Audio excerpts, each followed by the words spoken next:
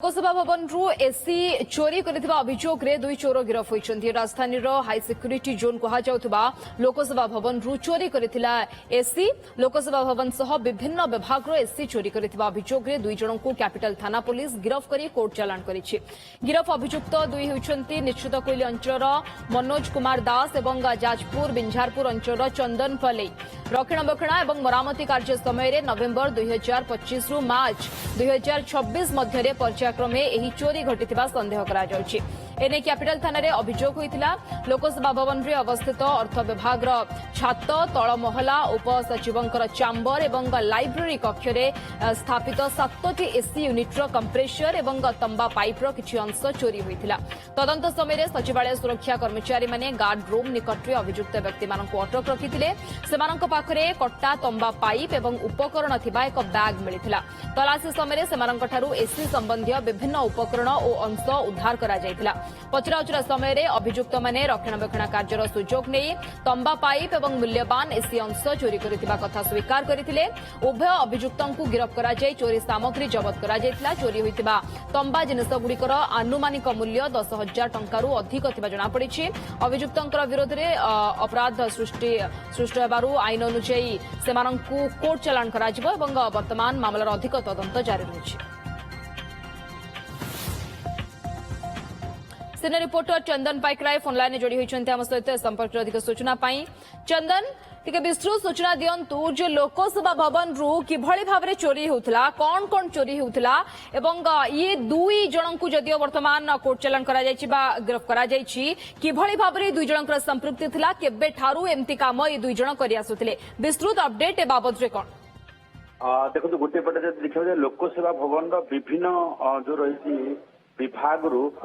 भाव बारंबार एसी चोरी होता नहीं अभियोग आसूला एवं अभियोग आधार रे पुलिस मामला रुजु करुला सत किंतु एसी किए चोरी कर तदंत करने बेले किसी प्रमाण मिलू नथिला। तेबे प्रमाण मिलवा पर दुई जन अभियुक्त को गिरफ कर जदिबा जो रही अति कम मात्रा रे चोरी सामग्री जबत कर मूल्य 10,000 टंका हेबो किंतु तदंतर जना पड़ी 2025 मसीह एमाने एइभली भावे विभिन्न विभाग रु एसी पार्ट चोरी करथिले कंप्रेसर ठारू आरंभ करिकि पाइप एवं एसी रो इनर आउटर पार्ट्स सब चोरी करुथिले एवं जहाकु नेकी अधिक तदंत करा जाउछि। कारण पूर्वरु मध्य एइभली भावे जदि देखिबा जे 4टी विभाग रो 8टी एसी रो सब पार्ट्स चोरी हो जाउथिबा नेकी अभियोग आसीथिला एवं एने की खबर मध्य प्रसारण करा जायथिला जहाकु नेकी पुलिस तत्परता प्रकाश करिथिला। कारण लोकसभा भवन रो उभय पार्श्व रे जेतेबेले सुरक्षा व्यवस्था रही ता भितर किए एसी रो पार्ट चोरी करुछि एवं एसी किभली भाबे चोरी होछि ताकु नेकी मध्य जेतेबेले तदंत करा जायथिला तदंत बेले जो रही ये तथ्य सामना को आसीथिला ये दुई जन जेतेबेले सामना को आसीचंती जेतेबेले चोरी करथुवा सामग्री जबत होती अधिक तदंत जारी रही। कारण ये दुई जन केवल चोरी करथिले ना एमानकर गैंग रे आउ किए अछंती एवं केउ एमाने लोकसभा भवन केमिति प्रवेश करुथिले एसी सजाड़िबा बाहाना रे प्रवेश करुथिले केवल ना एमानकु सुचिंत भावे कोनोसी कॉन्ट्रैक्टर पठौथिले जे एसी चोरी करिवा पई। कारण दुईटी कारण हे पारे जे लोकसभा भवन रे विभाग रु एसी चोरी करिवा अर्थात नुआ एसी लागिवो जोथरे कॉन्ट्रैक्टर को लाभ हेबो किंबा एसी चोरी करी अन्य पार्ट्स बिक्री बटा करवा एमानकर कार्य ये सब दिग को लेकिन पुलिस तदंत करुच्ची। एवं सब बड़ कथा होची जे एसी जेतेबेले मेंटेनेंस को लेकिन